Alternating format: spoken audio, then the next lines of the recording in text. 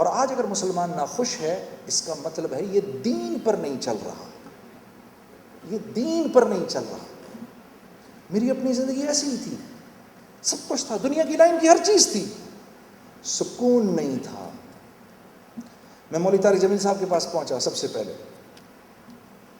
بیٹھے ہوئے تھے، میں نے کہا مولانا دنیا کی لائن کی ہر چیز میرے پاس موجود ہے، ہاں ایک مسلمان نوجوان میری عمر کا جن چیزوں کے بارے میں سوچ بھی نہیں سکتا وہ میرے پاس موجود ہے، تو میں پھر بھی پریشان کیوں ہوں؟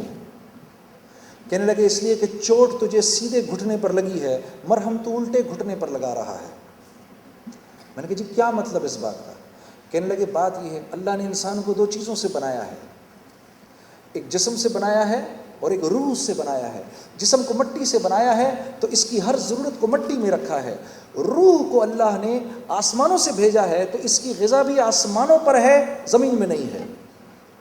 جو کھانا تم کھاتے ہو، جو کپڑے تم پہنتے ہو، جن مکانوں میں تم رہتے ہو، یہ سب مٹی کے بنے ہوئے ہیں اور یہ جسم کی ضرورت ہے، اس لیے اللہ نے ان کو مٹی میں رکھا ہے۔